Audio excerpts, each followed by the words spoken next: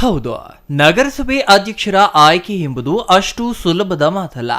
ಅದಕ್ಕೆ ಅಗತ್ಯವಿರುವ ಬಹುಮತ ಬೇಕೇ ಬೇಕಾ. ಆದರೆ ಒಂದೊಂದು ಬಾರಿ ಬಹುಮತ ಇದ್ದರೂ ಉಪಯೋಗವಾಗುವುದಿಲ್ಲ ಎಂಬುದಕ್ಕೆ ಚಿಕ್ಕಬಳ್ಳಾಪುರ ನಗರಸಭೆಯೇ ನಿದರ್ಶನ. ಯಾಕೆ ಅಂತೀರಾ? ಈಗಾಗಲೇ ಪೂರ್ಣ ಬಹುಮತ ಹೊಂದಿದ್ದ ಕಾಂಗ್ರೆಸ್ಗೆ ಸೆಡ್ಡು ಹೊಡೆದು ಬಿಜೆಪಿ ಅಧಿಕಾರಕ್ಕೆ ಬಂದ ಇತಿಹಾಸ ಇಲ್ಲಿನ ನಗರಸಭೆಗೆ ಇದೆ.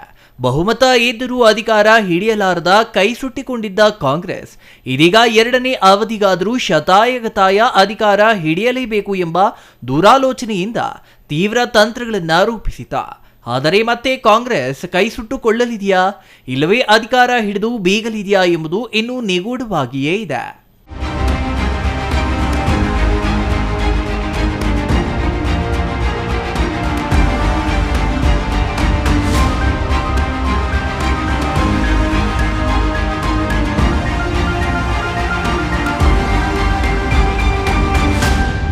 ಚಿಕ್ಕಬಳ್ಳಾಪುರ ನಗರಸಭೆಯಲ್ಲಿ ಒಟ್ಟು 31 ಸದಸ್ಯರಿದ್ದಾರೆ.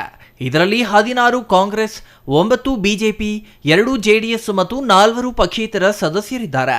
31 ಸದಸ್ಯರಿರುವ ನಗರಸಭೆಯಲ್ಲಿ ಬಹುಮತಕ್ಕೆ 16 ಮಂದಿ ಸದಸ್ಯರಾದರೆ ಸಾಕು. ಅಷ್ಟು ಮಂದಿ ಸದಸ್ಯರು ಕಾಂಗ್ರೆಸ್ ಚಿಹ್ನೆಯಡಿ ಗೆಲುವು ಸಾಧಿಸಿದ್ದರು. ಬಿಜೆಪಿ ರೂಪಿಸಿದ ಪ್ರತಿ ತಂತ್ರಗಳಿಂದಾಗಿ ಈ ಹಿಂದೆ ಕಾಂಗ್ರೆಸ್ಗೆ ಅಧಿಕಾರ ದಕ್ಕಿರಲಿಲ್ಲ.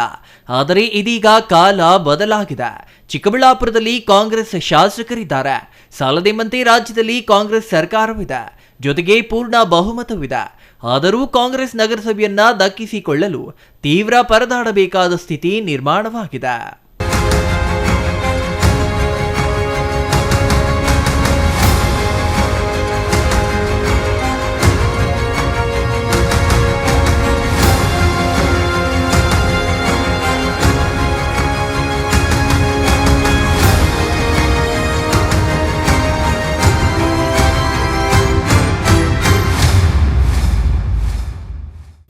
ಪರಿಸ್ಥಿತಿ ಹೀಗಿರುವಾಗಲೇ ನಗರಸಭೆ ಎರಡನೇ ಅವಧಿಯ ಅಧ್ಯಕ್ಷ ಉಪಾಧ್ಯಕ್ಷ ಸ್ಥಾನಗಳಿಗೆ ಮೀಸಲಾತಿ ಪ್ರಕಟವಾಯಿತಾ.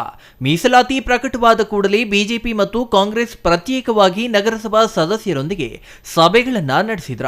ಆದರೆ ಕಾಂಗ್ರೆಸ್ನ ಬಹುತೇಕ ಸದಸ್ಯರು ಸಭೆಗೆ ಗೈರು ಹಾಜರಾದರೆ ಬಿಜೆಪಿ ಸಭೆಗೆ ಜೆಡಿಎಸ್ ಪಕ್ಷೇತರ ಮತ್ತು ಕಾಂಗ್ರೆಸ್ನ 5 ಸದಸ್ಯರು ಭಾಗವಹಿಸುವ ಮೂಲಕ ಬಹುಮತ ತೋರಿಸಿದ್ರ.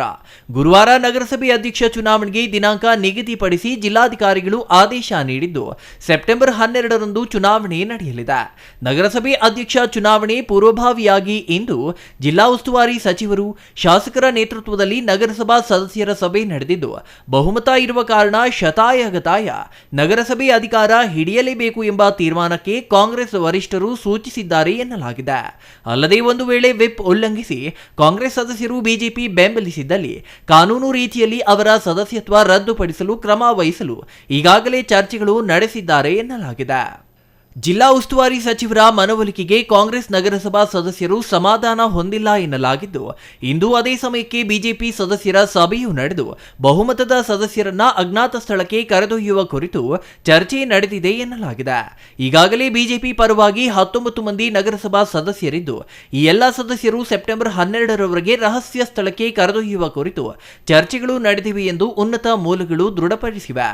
ಭಾನುವಾರ ಅಥವಾ ಸೋಮವಾರದಂದು ಬಿಜೆಪಿ ಬೆಂಬಲಿಸಲಿರುವ ಎಲ್ಲ ಸದಸ್ಯರು ರಹಸ್ಯ ಸ್ಥಳಕ್ಕೆ ತೆರಳಲಿದ್ದು, ಎಲ್ಲಾ ಸದಸ್ಯರು ಒಗ್ಗಟ್ಟಾಗಿ ಒಂದೇ ಕಡೆ ಇರುವ ಉದ್ದೇಶದಿಂದ ರಹಸ್ಯ ಸ್ಥಳಕ್ಕೆ ಕರೆದೊಯ್ಯಲಾಗುತ್ತಿದೆ ಎನ್ನಲಾಗಿದೆ.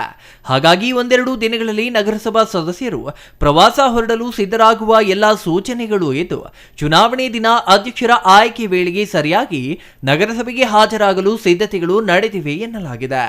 Nandakumar, CTV news, Chikkaballapur.